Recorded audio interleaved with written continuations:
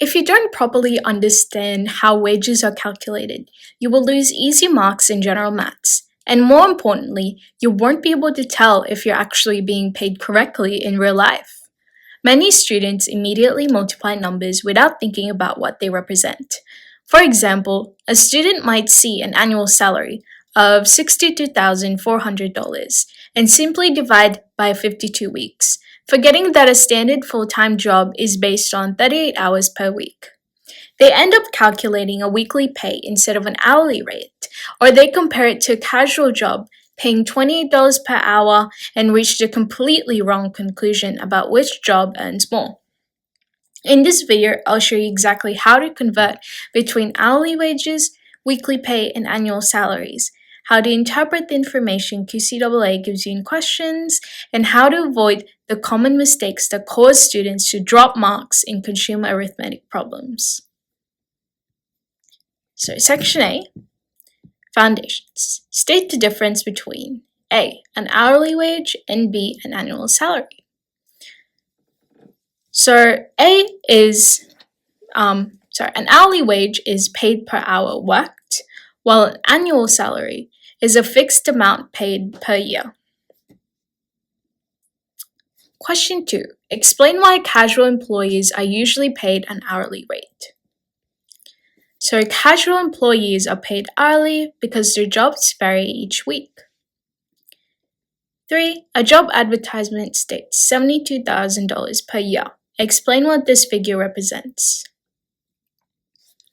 $72,000 per year represents total income earned in 1 year before tax. Section B, calculating wages from hourly rates. So 4, a student earns $25 per hour and works 6 hours. Calculate the total pay. So $25 per hour times 6 hours will give us a total of $150. Question 5, a worker earns $32 per hour and works 38 hours per week. Calculate the weekly wage. So we would do again $32 per hour times 38 hours per week equals $1,216 per week. Question 6. A casual employee earns $27.50 per hour and works 5 hours on Monday, 8 hours on Wednesday, 6 hours on Saturday. Calculate the total weekly earnings. So here we would add the total hours. So 5 plus 8 plus 6, which will give us 19 hours. And then we would do $27.50 per hour times the 19 hours, which will equals $522.50 per week. Question 7. Explain why forgetting to include one shift would significantly affect total wages. So if one shift is missed, total hours decrease, so total pay decreases significantly. For example, if Wednesday's shift is missed, 8 hours of work, or $27.50 per hour times 8 hours equals $220 will be reduced from our total weekly earnings. $220 is a lot of potential money loss just by missing one 8-hour shift on Wednesday. The other shifts, like Monday, 5 hour, and Saturday, 6 hour, also significantly affect total wages due to the several number of hours worked each shift. Section C, converting annual salaries. A teacher earns $84,500 per year. Calculate the weekly salary. So $84,500 per year divided by 52 weeks per year will equal $1,625 per week. B, calculate the fortnightly salary. So $84,500 per year divided by the number of 26 fortnights per year, which will equal $3,250 per fortnight. 9. A worker earns $65,000 per year. Calculate the monthly salary. So $65,000 per year divided by 12 months per year is equal to $5,416.67 per month, approximately. 10. Explain why dividing by 52 is used when converting annual salary to weekly pay. So we divide by 52 because there are 52 weeks in a year. Section D, converting weekly income to annual income. A worker earns $1,200 per week. Calculate the approximate annual income. So $1,200 per week times 52 weeks per year is equal to $62,400 per year. 12. A part-time employee earns $780 per week. Calculate the total income. So $780 per week times 52 weeks per year equals $40,560 per year. 13. Explain why multiplying weekly income by 12 would give an incorrect annual income. So multiplying by 12 is incorrect because there are 52 weeks in a year, not 12 weeks. So Section E, comparing job offers. Job A pays $30 per hour for 40 hours per week. Job B pays $60,000 per year. Calculate the annual income for Job A. So, same procedure. $30 per hour times 40 hours per week is equal to $1,200 per week.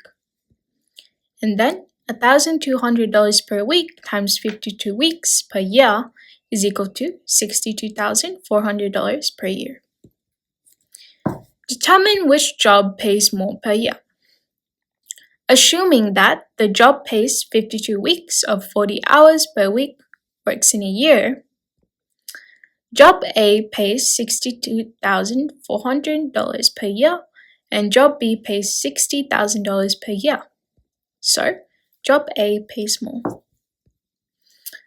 15. A worker earns $28 per hour but only works 25 hours per week. Compare this with a salaried job paying $52,000 per year.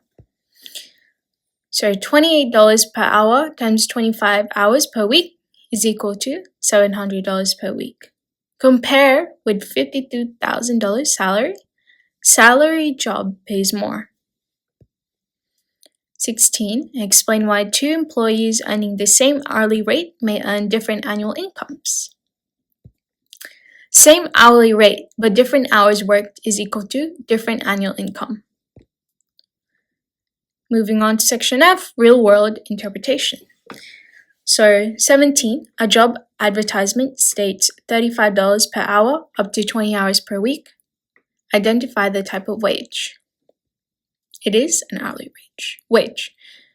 B, calculate the maximum weekly income. $35 per hour times 20 hours per week is equal to $700 per week maximum. C, calculate the approximate annual income. $700 per week times 52 weeks per year is equal to $36,400 per year maximum.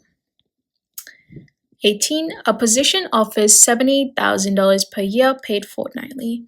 Calculate the amount paid each fortnight.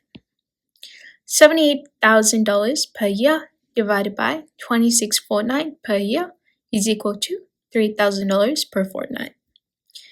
19. Explain how salaried income can make budgeting easier than hourly income. Salaried income is fixed and predictable, allowing individuals to plan their expenses in advance without fearing sudden fluctuations in cash flow. While hourly employees may have variable income based on the number of hours worked or scheduled, a salary guarantees a fixed amount of money per pay period. Section G, reasoning and error analysis. 20. A student divides $30 by 52 to calculate weekly income. Explain why this method is incorrect. So, dividing $30 by 52 is wrong because $30 is hourly, not annual income. 21. A worker forgets to multiply their hourly rate by the total number of hours worked. Explain how this affects the calculation. If hours aren't multiplied, pay is underestimated. 22. Explain why it is important to clearly identify the pay period in wage calculations. Identifying pay period prevents calculation errors. It also avoids underpayment, which can be criminal, allows for accurate tax withholding and reporting, and provides transparency, building employee confidence. Section H, Extended Response. So, in your own words, explain how to calculate annual income from an hourly wage. So, hourly rate times hours per week times 52. B, a weekly wage. Weekly income times 52. 24. A person is choosing between $31 per hour for 35 hours per week and $58,000 per year. Calculate both annual income and recommend the better option with justification. So option 1, $31 times 35 equals $1,085 per week. $1,085 times 52 is equal to $56,420 per year. So, recommendation option 2, $58,000 per year salary pays more by $1,500. And that's it. Thank you for watching.